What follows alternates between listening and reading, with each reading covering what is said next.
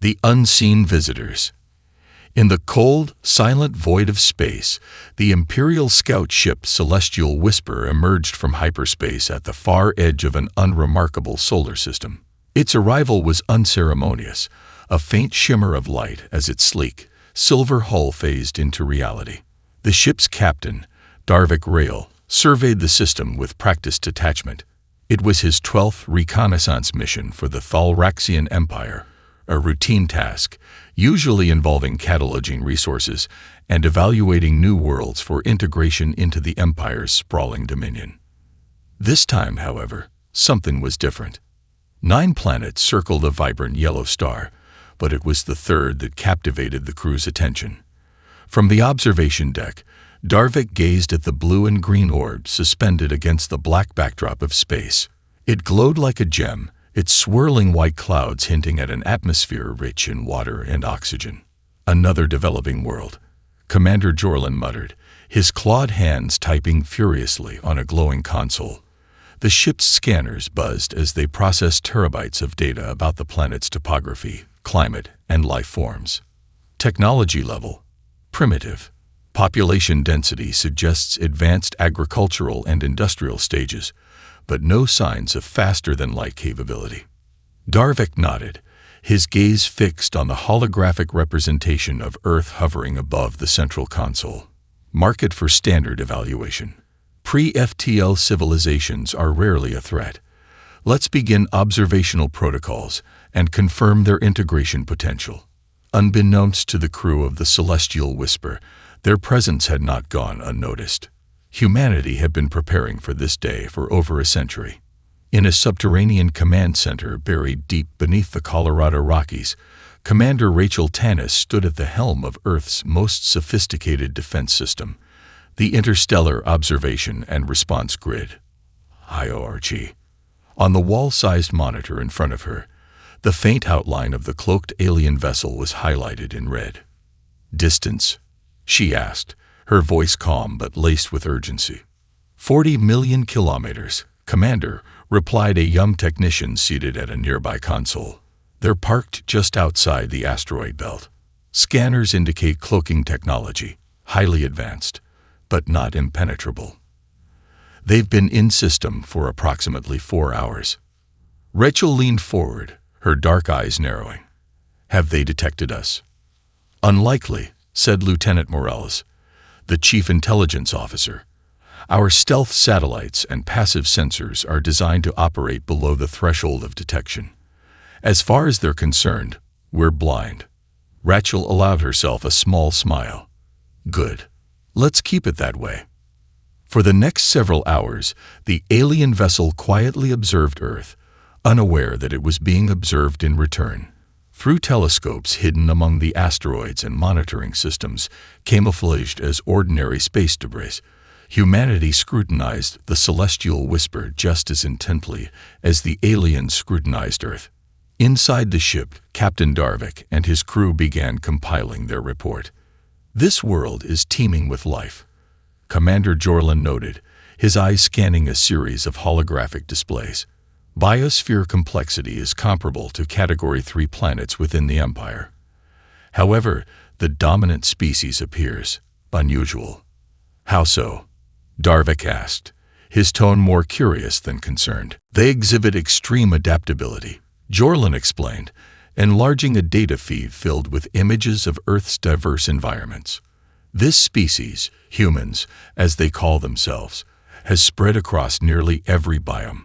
They thrive in deserts, jungles, frozen tundras, and even high-altitude mountain ranges. Most Category 3 species are confined to 1 or 2 ecosystems. Darvik frowned. What about their technology? Military capability. Jorlin tapped a few keys, bringing up a visual of Earth's satellites and space stations, pre-FTL, as expected. Their spacecraft are rudimentary, barely capable of reaching their nearest natural satellite. Military technology is kinetic-based, primitive firearms, basic missile systems, limited orbital defenses, no energy weapons, no shield technology. Then they're no threat, Darvik said confidently. Another fractured species ready for assimilation. On Earth, Rachel Tanis was receiving a very different analysis. "Commander," Morales said, handing her a tablet filled with intercepted alien data streams. "We've decrypted portions of their transmission logs. They're watching us closely, but their assessment is superficial. They don't realize how much we've hidden." Rachel skimmed the report, her expression unreadable. Beneath Earth's oceans, inside hollowed-out mountains, and in subterranean bunkers scattered across the globe, humanity's true military might lay concealed. Advanced stealth drones patrolled the skies, quantum computers coordinated global defense systems, and fleets of heavily armed spacecraft were stationed in secret orbital hangars. "They think we're harmless," Rachel said, her voice tinged with both amusement and resolve. "Let's not correct them just yet. Maintain observation protocols and keep our assets on standby. If they make a move, we'll be ready." As the celestial whisper continued its orbit, the crew remained blissfully unaware of the trap they were walking into. Humanity, a species defined by its tenacity and ingenuity, had spent decades preparing for the possibility of first contact. And while the Thalraxians thought themselves the hunters, they were about to learn what it meant to be the hunted. Above the blue and green planet, the stage was set. The watchers were being watched, and the game had only just begun. A thin veil of secrecy. The celestial whisper began a slow orbit around the third planet. Earth loomed large in the viewport, its vibrant hues contrasting sharply with the cold, sterile interior of the ship. Captain Darvik Rail stood with his hands clasped behind his back, watching the planet as if he could unravel its secrets by sheer willpower. "Commander Jorlin," Darvik said, not taking his eyes off the swirling clouds. "Begin the next phase. Deploy the surface drones for a closer inspection. I want to understand their infrastructure, population dynamics, and energy sources."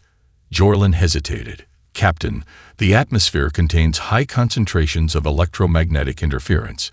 Deploying drones will risk detection." Darvik turned, his sharp features hardening. "Do you believe this species capable of perceiving us?" "No," Jorlin admitted. "Their technology is primitive, as our scans confirm." "Then proceed. We can't evaluate their potential for integration or resistance without more data." Jorlin nodded and issued the orders. Within minutes, several sleek, black drones emerged from the ship's underbelly. Each one was no larger than a speck of dust by human standards, their nanocarbon hulls rendering them nearly invisible.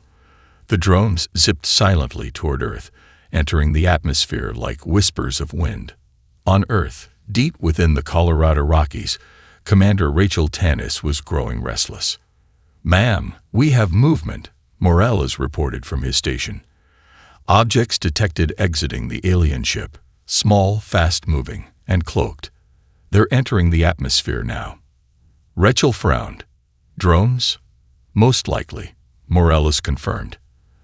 "They're using advanced stealth tech, but we're tracking them through thermal fluctuations and magnetic field distortions.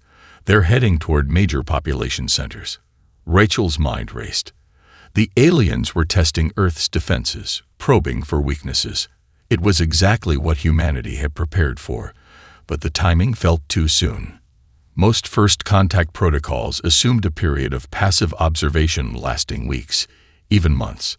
These aliens were aggressive, confident, and clearly used to dominating weaker civilizations. "Activate the grid," Rachel ordered. The Interstellar Observation and Response Grid, IORG, hummed to life. Across the planet, hidden satellites and ground-based systems began triangulating the positions of the alien drones. Advanced AI algorithms analyzed their trajectories, predicting their destinations with pinpoint accuracy. "Do not engage yet," Rachel added, her tone firm. "Let them think they're undetected. I want to see what they're after." The alien drones spread out across the globe, descending on key cities and locations. One hovered above New York City, scanning the towering skyscrapers and the teeming masses of humanity below. Another drifted through the dense Amazon rainforest, analyzing its biodiversity. A third focused on a nuclear power plant in Russia, while a fourth zeroed in on a sprawling naval base in the Pacific. Inside the Celestial Whisper, the data poured in. Fascinating, Jorlin murmured, studying the streams of information. Their architecture is crude but efficient. Population density in urban centers suggests advanced organizational structures. And their energy sources. Captain, they've harnessed nuclear fission, geothermal energy, and solar power. Darvik raised an eyebrow. Solar power. Primitive civilizations rarely utilize such clean energy sources. They appear to be resourceful, Jorlin said, but their military infrastructure is laughable. The naval base, for example, is equipped with projectile-based weapons and slow-moving ships.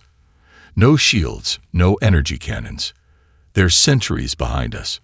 Darvik smirked. A resourceful but naive species. The Empire will find them easy to conquer. Prepare the integration protocols.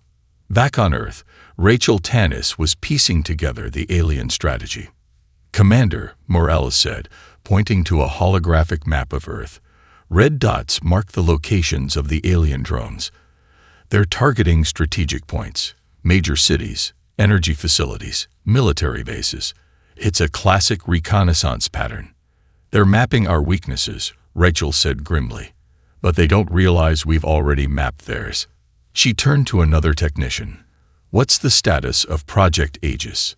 Fully operational, the technician replied. All units are in position and awaiting your command. Project Aegis was humanity's ace in the hole, a fleet of advanced drones, stealth bombers, and orbital weapons platforms designed to neutralize extraterrestrial threats. Unlike the alien drones, which relied on cloaking technology, Aegis units were built for speed, precision, and brute force. Rachel clenched her fists. Hold them for now. Let's see how far they're willing to go. But if they step out of line, we hit them hard. In the skies above Earth, one of the alien drones made a fatal error. While scanning a remote military installation in Nevada, it ventured too close to a hidden radar array. The array, part of the IORG, emitted a pulse that temporarily disrupted the drone's cloaking field. For a split second, the drone became visible to the naked eye. A soldier on patrol spotted it and sounded the alarm. Within minutes, the base was on high alert. Fighter jets scrambled, and surface-to-air missiles locked onto the drone. Commander, we have a situation, Morales said urgently. One of their drones has been compromised. The Nevada base detected it and is preparing to engage. Rachel's heart sank. The aliens would now know that Earth wasn't as defenseless as they had assumed. Order the base to stand down, she said quickly. We can't afford to reveal our capabilities yet. It's too late, Morales replied. The drone is already retreating. Aboard the Celestial Whisper, alarms blared as the compromised drone transmitted its final data. Captain, one of our drones has been detected and damaged, Jorlin reported. They've responded faster than anticipated. It seems their military is more advanced than we initially thought. Darvik's expression darkened. Explain. Their detection systems are unconventional, Jorlin said, struggling to find the right words. They're using low-tech methods to bypass our cloaking fields. It's crude but effective. Darvik's jaw tightened. It seems we've underestimated them. Recall the drones and prepare for defensive maneuvers. If this species is more advanced than they appear, we must proceed with caution. The turning point. The Celestial Whisper hovered in low orbit, cloaked in the shadows of Earth's gravitational pull. Captain Darvik Rail was deep in thought, seated in his private chamber. Around him, holographic displays projected streams of data gathered from the reconnaissance drones. The humans had shown cracks in their primitive veneer, a hidden layer of ingenuity and resilience that warranted reevaluation. Captain. Jorlin's voice interrupted his musings over the intercom. The drone that was compromised transmitted critical data before retreating. I believe you'll want to see this personally. Darvik sighed and rose from his chair, the motion fluid and precise. Moments later, he was in the command center, where Jorlin stood before a massive display. On the screen was a topographical map of Earth with several highlighted regions, military installations, cities, and unusual hotspots of electromagnetic activity. This, Jorlin said, pointing to a red highlighted zone in the Nevada desert, is where we lost the drone. But before it was detected, it scanned a highly unusual energy source beneath the surface. Darvek narrowed his eyes. Beneath the surface. Yes, Captain, Jorlin continued. The facility is shielded by layers of metal and concrete, and the energy readings suggest some kind of advanced technology. It doesn't match any of the crude power sources we've observed elsewhere. Darvek stared at the display for a moment before issuing a sharp command. Prepare a cloaked scout vessel. I want eyes on this location. If these humans are hiding technology advanced enough to challenge us, we must understand it, and neutralize it if necessary. On Earth, Commander Rachel Tanis was already a step ahead. She stood in the control room of the Nevada facility, staring at a massive holographic globe representing Earth. Tiny green lights blinked across its surface, representing Project Aegis units. We have confirmation that the alien ship has deployed a secondary wave of reconnaissance, Morales reported. This time, they're being more selective. Their drones are avoiding population centers and heading straight for key installations, including this one. Rachel's face was grim. They know we're hiding something. They're escalating. Beside her, Dr. Emil Vargas, a leading physicist, adjusted his glasses. Commander, I've been monitoring the energy signatures of their ship. Their technology is advanced, but it's not invulnerable. Their cloaking relies heavily on adaptive quantum shielding, which creates a specific energy signature. If we can amplify the grid's detection range, we might be able to pinpoint their exact location. Rachel nodded. Do it. And alert the Aegis units in the field. If the aliens make any overt move, we strike immediately. The Thalraxian scout vessel approached the Nevada facility under the cover of night. It was smaller and sleeker than the Celestial Whisper, designed for speed and stealth. Its hull shimmered as it adapted to the surrounding electromagnetic fields, blending seamlessly with the atmosphere. Inside, 2 Thalraxian operatives monitored the readings from their instruments. This facility is heavily fortified, one of them noted. But there's a weakness in the western quadrant, a service tunnel leading underground. We can infiltrate without detection. Proceed cautiously, the other said. These humans are full of surprises. The scout vessel deployed a small landing pod that descended silently into the desert. 2 Thalraxians emerged, their sleek, black armor glinting faintly under the starlight. They moved with precision and purpose, their advanced cloaking devices rendering them nearly invisible to the naked eye. As they approached the facility, they activated their scanning equipment. The energy readings were even stronger up close, pulsating like a heartbeat. What could they be hiding here? One operative wondered aloud. The other was about to respond when a sharp click echoed in the stillness. Both Thalraxians froze. From the shadows, a human voice called out, "Drop whatever you're holding. Hands where I can see them." The operatives turned slowly, their cloaking devices faltering under the intense beams of thermal imaging scopes.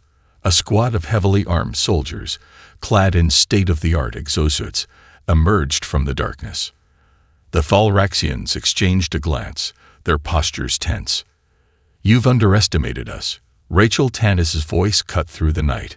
She stepped forward, her weapon trained on the intruders. "Now, drop the devices, or I promise you won't leave here intact." Above Earth, Darvik Rail's mood darkened as the command center received a transmission from the scout team. "Captain, we've been compromised," one of the operatives reported, their voice trained. "The humans have advanced defensive capabilities. They anticipated our infiltration." Darvik's fists clenched. "Abort the mission. Return to the ship immediately." The connection was abruptly cut off. "Captain," Jorlin said cautiously, "this changes everything. The humans are not just resourceful, they're prepared. They've been expecting us." Darvik's mind raced. The Empire had encountered resistance before, but never from a species as young as this one. If humanity had anticipated their arrival, what else might they be hiding? "Prepare for direct engagement," Darvik ordered. "If they want a demonstration of our power, they'll get one. Target the Nevada facility with a precision strike. Let them know what they're dealing with." In the Nevada control room, alarms blared as satellites detected a sudden energy surge from the alien ship. "Commander," Morales shouted, "they're powering up their weapons. We're the target." Rachel's heart pounded. She turned to Dr. Vargas. "How much time do we have?" "Less than 2 minutes," he replied. "Their weapons system is fast, but not instantaneous. We might have a chance to intercept." "Activate the Aegis defense grid," Rachel commanded, "and prepare the orbital platforms. If they fire, we fire back." Aboard the Celestial Whisper, Darvik watched as the ship's main weapon charged, its energy signature glowing with a blinding intensity. But before the weapon could discharge, an alert flashed across the control panel. "Captain, we're under attack." Darvik spun around. "From where?" "Earth's orbital platforms," Jorlin replied, his voice tight with urgency. "They've launched a coordinated strike on our position. Their targeting systems are incredibly accurate." The Celestial Whisper shuddered as the first barrage of missiles struck its outer shields. Although the ship's defenses held, the sheer force of the attack sent a clear message. Humanity was far from defenseless. "Evasive maneuvers," Darvik shouted. "Return fire immediately." The battle had begun, and both sides were now fully committed. In the Nevada control room, Rachel Tanis watched the conflict unfold on the holographic display. The Aegis grid was performing better than expected, intercepting several alien projectiles before they could reach their targets. But the fight was far from over. "Commander," Morales said, his voice grim, "the aliens are adapting. They've adjusted their shields to counter our attacks. We're running out of options." Rachel clenched her fists. Humanity's survival depended on this moment. "Then it's time to use our final contingency. Activate the Prometheus protocol." The room fell silent as everyone absorbed the weight of her words. The Prometheus protocol was humanity's most dangerous weapon, a last-ditch effort to level the playing field against a technologically superior enemy. "Are you sure, Commander?" Dr. Vargas asked. Rachel nodded. "If we don't fight with everything we have, we lose everything we are." Humanity's gambit. The tension in the Celestial Whisper's command center was palpable as the ship swerved and dodged the ferocious human assault. The orbital platforms had unleashed a precision offensive, targeting weak points in the Thalraxian shields that no primitive species should have been able to detect. For the first time in his career, Captain Darvik Rail felt the uncomfortable stirrings of doubt. "How are they doing this?" he muttered under his breath. Jorlin, the ship's tactical officer, scanned the incoming data. "Their weaponry isn't just crude missiles. It's modular.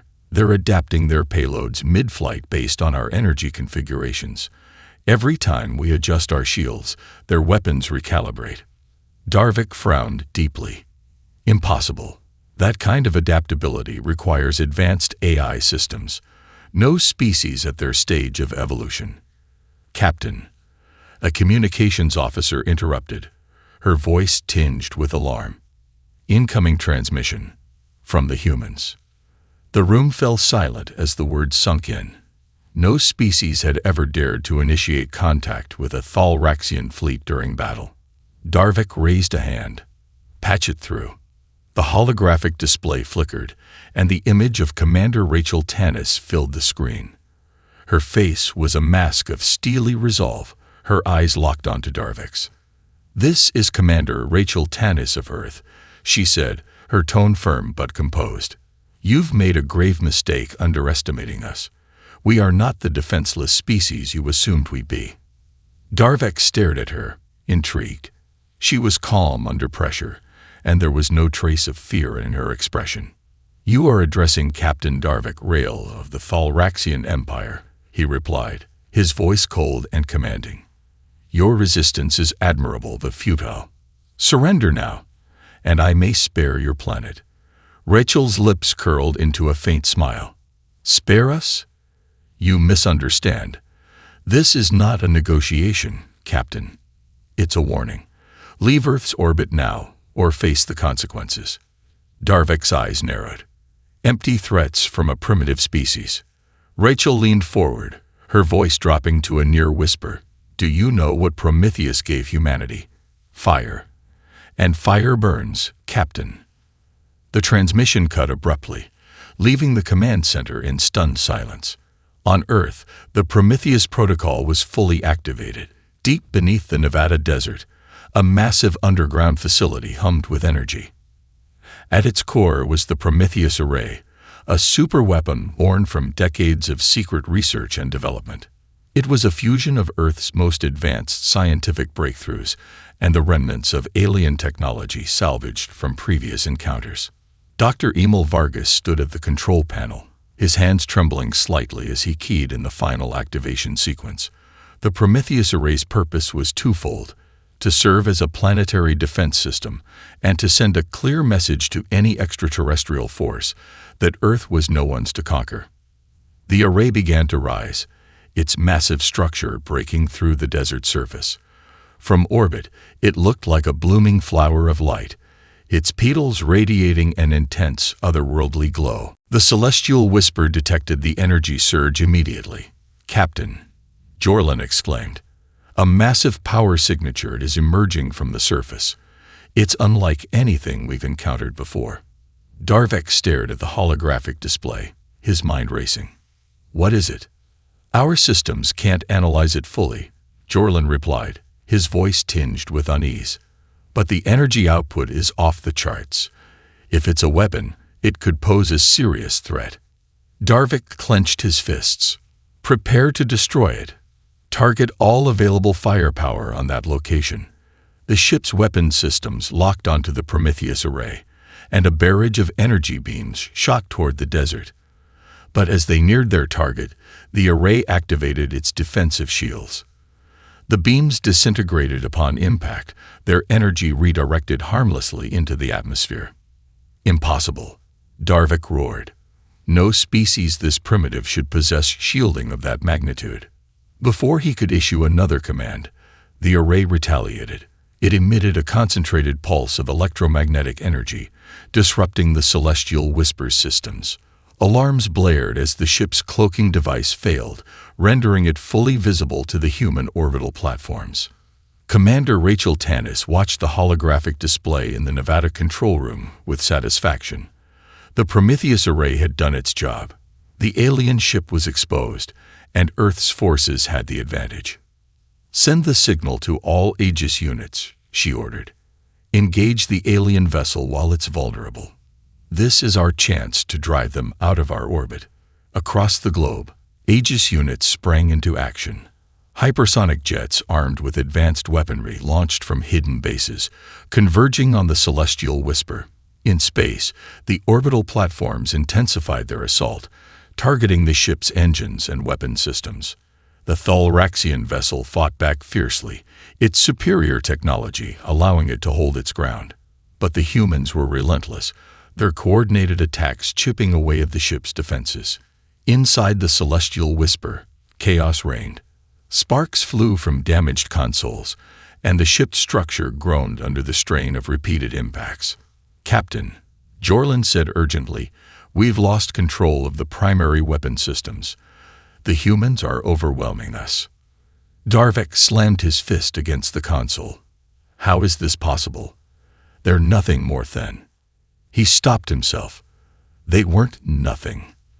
They were a species unlike any the Empire had encountered before, resourceful, tenacious, and fearless. Captain, another officer reported, we're receiving a signal from the human commander. Darvik hesitated for a moment before nodding. Put it through. Rachel's image appeared on the screen again, her expression unchanged. This is your last chance, Captain. Leave Earth's orbit, or we will finish what we started. Darvik's pride warred with his pragmatism. The Thalraxian Empire did not retreat, but continuing this battle could mean the loss of his ship and crew. You've made your point, Commander, he said finally. But this is not over. The transmission ended, and Darvik issued the order to retreat. The Celestial Whisper activated its remaining propulsion systems and began to ascend, leaving Earth's orbit behind. In the Nevada control room, cheers erupted as the alien ship retreated. Rachel allowed herself a small smile, but quickly regained her composure. "This isn't a victory," she said, her voice cutting through the celebration. "It's a warning. They'll be back, and next time, they'll be prepared." Dr. Vargas nodded solemnly. "But so will we." Rachel turned to the holographic display, where the Prometheus array still glowed brightly. Humanity had taken its first step into a larger universe, and the fight for their place in it had only just begun. Aboard the Celestial Whisper, Darvik stood in silence, staring out at the blue and green planet receding into the distance. "Captain," Jorlin said quietly, "what are your orders?" Darvik's expression was unreadable. "We regroup, and we learn everything we can about this species. They may be primitive, but they are dangerous. The Empire must know the truth about humanity." As the ship vanished into the void, Darvik couldn't shake the feeling that this encounter would change the course of the galaxy forever. The Reckoning. The Celestial Whisper limped back into Thalraxian space, its once pristine hull scorched and battered. For a species that had ruled the galaxy unchallenged for millennia, this defeat was unprecedented. Captain Darvik Rail's shame weighed heavily on him, but he knew the repercussions of this encounter extended far beyond his personal failures. The ship docked at Orbital Command Alpha, the Thalraxian Empire's largest military station. As Darvik disembarked, he was met by High Commander Vaylor, a towering figure clad in ceremonial armor. His sharp crimson eyes bore into Darvik with a mix of anger and curiosity. "Captain Rail," Vaylor said coldly, "you've returned earlier than expected, and not victorious, I presume." Darvik saluted stiffly. "No, High Commander. The humans. They were more formidable than we anticipated." Vaylor's expression darkened. "Formidable. They are a Tier 3 species, barely capable of interstellar travel. Explain yourself." Darvik hesitated, his mind racing to articulate the events. "They have technology that defies their evolutionary stage. Adaptive weaponry, defensive shielding, and a coordinated global defense network. Their ingenuity allowed them to counter our tactics in ways I've never seen before." Vaylor raised an eyebrow. "And what of their will? Did they cower before you?" Darvik shook his head. "On the contrary, they fought with a tenacity and courage that rival even the most hardened warriors of the Empire." Vaylor's lips curled into a sneer. "Interesting. The Council will want a full report. Until then, you are relieved of command." Darvik bowed his head in silent acknowledgement. As Vaylor turned to leave, Darvik couldn't suppress a final thought. "High Commander," he said, his voice tinged with unease, "this species, they're unlike any we've encountered. If we don't handle this carefully, they could become a significant threat." Vaylor paused, his gaze unreadable. "Or an asset," he said cryptically before striding away. Back on Earth, the celebration was short-lived. Humanity knew this was only the beginning. In the aftermath of the Thalraxian retreat, the United Nations established a new global task force, the Earth Defense Initiative, EDI. Composed of the brightest minds and most skilled operatives from every nation, its mission was clear: prepare for the inevitable return of the Thalraxians.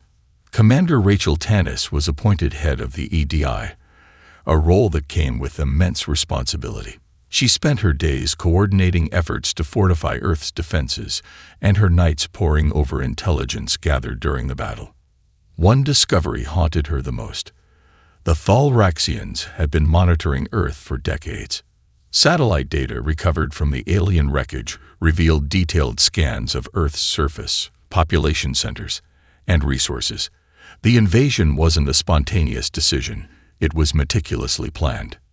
"They were studying us," Rachel said during an emergency meeting of the EDI Council.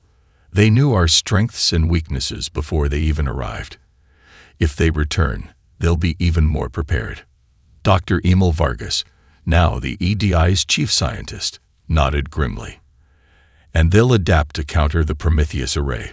We need to stay ahead of them. Rachel leaned forward, her hands clasped tightly.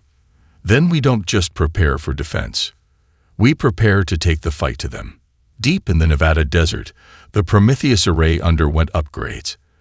Dr. Vargas and his team worked tirelessly to enhance its capabilities, integrating alien technology salvaged from the battle. The array was no longer just a weapon. It was the cornerstone of humanity's new offensive strategy. But the array wasn't the only project in development. Hidden within a classified facility, a prototype starship was taking shape. Codenamed Dauntless, it was humanity's first attempt at an interstellar warship. Equipped with advanced propulsion systems, adaptive weaponry, and reinforced shielding, it represented the culmination of human ingenuity and determination. The Dauntless wasn't just a ship, it was a symbol of humanity's resolve. Months passed, and the Galactic Empire was abuzz with rumors of the humans' resistance. Scholars debated the implications, strategists recalibrated their plans, and politicians argued over how to handle this unexpected anomaly. Within the Imperial Council chamber, a heated debate raged. The humans must be eradicated, growled Councillor Daltrix, a staunch advocate for aggressive expansion. They are a stain on our empire's honor. Their defiance cannot go unpunished. Councillor Alfara, a more measured voice, countered, eradication is short-sighted. They've demonstrated qualities that could be useful. Their resourcefulness and adaptability are assets we could harness. Valor, who stood silently at the head of the chamber, finally spoke. The humans are a problem, yes, but they are also an opportunity. We must learn more about them before deciding their fate. The council reluctantly agreed, and a reconnaissance fleet was dispatched to Earth. Their mission: observe, gather intelligence, and determine the true extent of humanity's capabilities.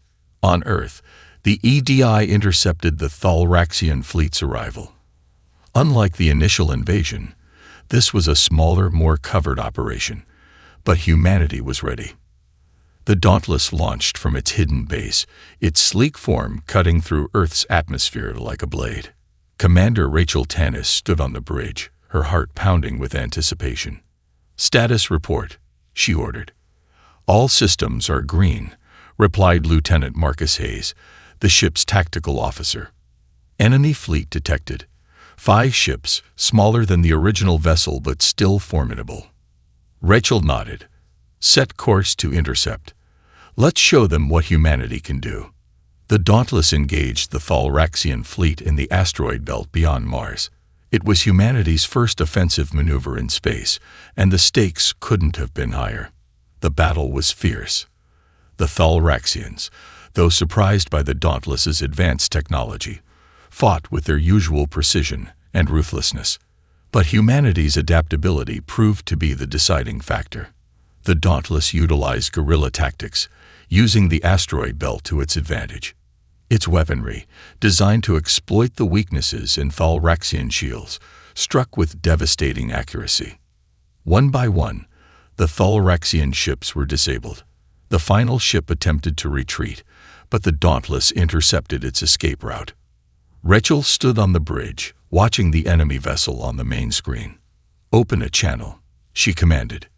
The image of a Thalraxian officer appeared. His expression was a mix of shock and disbelief. "This is Commander Rachel Tanis of the Dauntless," she said, her voice steady. "You came to observe us. Consider yourselves warned. Earth is not a conquest. It's a nightmare for invaders. Tell your empire what you've seen here." The Thalraxian officer hesitated before nodding. The transmission ended, and the remaining ship disappeared into the void.